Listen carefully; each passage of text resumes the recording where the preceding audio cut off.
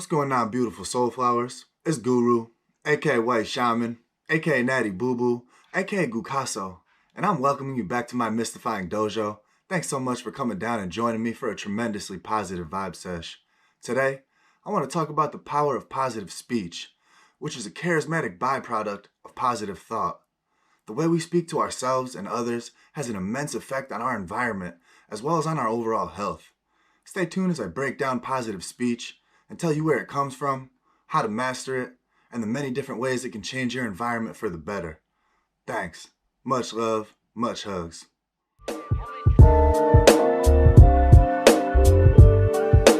Alright fam sauce, in order for positive speech to occur in a natural process, you must first acquire a mastery of positive thought. This means your mindset should stem from a position of love, gratitude, and grace, and you should be confident in the potent righteousness of your mindset. When your confidence in characteristics like grace grows to that of the coolest, the swaggiest, and the ultimate disposition, your psyche will be ready. Once this happens, positive speech will occur effortlessly, which will organically bring about more positive social situations, as well as a healthier physiological state of being. In my opinion, a person with a thankful perspective is in an optimum position to make the most out of every situation and eventually amass many physical, mental, emotional, and spiritual gains. This works well for me because I am so thankful for so many things in my life, and it can work well for you if you never let the things you are thankful for stray too far from your thoughts.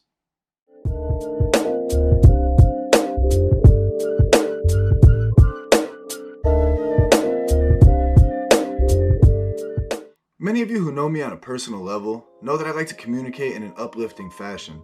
This means I use a happy, smooth tone of voice, never use insults to make a point or even as a joke, and I make a strong effort to humble myself or make myself a source of comedy. By following these guidelines, I ensure that all of my social interactions are delightful and never become an obstruction or hindrance to the joyfully positive manner that I wish to live in. I firmly believe that oftentimes the subject matter of your social interaction is less important than the manner at which it's communicated. What I mean by this is much of the time what exactly you talk about is less important than the tone you use and the energy you have when you say it. That is inevitably what people take away from the conversation.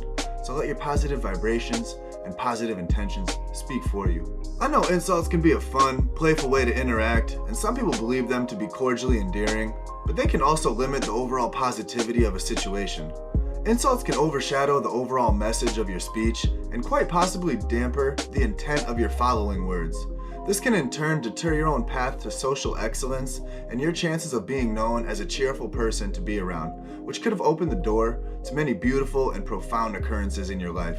I love to make people laugh and sometimes scratch their head. It's always one of my goals during most interactions.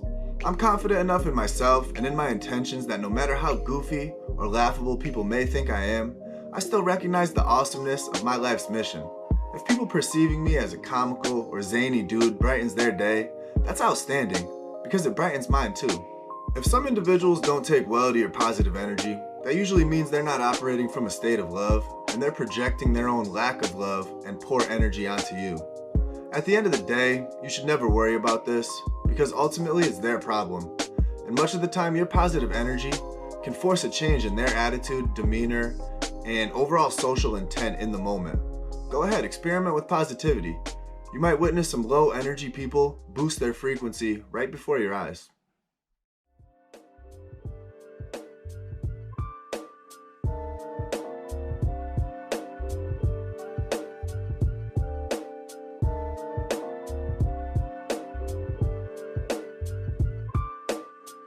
According to healththroughwords.com, many ancient texts teach us how important words are in anybody's life, as they are the root to any experience we have. Anything that goes through our life is first expressed in thoughts, in words, and then in actions that lead to the manifestation of our surroundings, which in turn foster more thoughts, etc. Each thought that appears in our daily life is made of words as a result of a tiny bit of energy within us that needed to express itself. Behind each word, an intention is then expressed, which, if manifested through our talking or writing, will have a direct impact on our environment. Most of us understand this in a very natural way in situations like an argument. We see how any word we say affects the other person in real time, as the emotion behind these words create a turmoil in the other person's psyche, who then reacts, and so on. As the late Japanese author and scientist Dr. Masaru Emoto brilliantly showed us, it is not difficult to imagine that every aspect of our lives, every positive word we read, write, or speak can have a very direct influence on our physical body. In other words, as common sense teaches us, if we bathe ourselves in an ocean of negative thoughts and words, the probability of a negative outcome becomes very much a reality. The same applies to positive words as well, which will bring us further on our pursuit of happiness. If you want to learn more information about Dr. Masaru Emoto, you should check out my video about the scope of his research. What you learn might change your life, so I'll leave a link in the video description.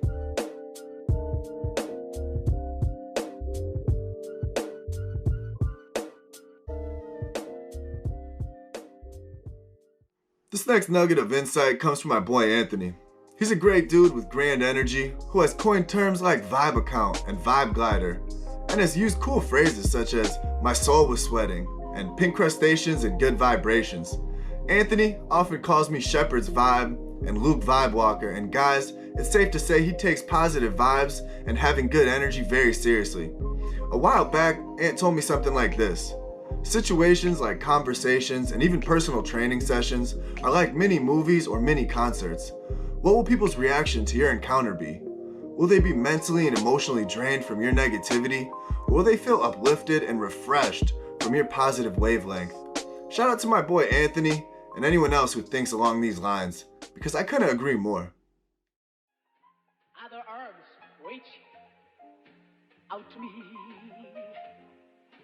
Other eyes smile.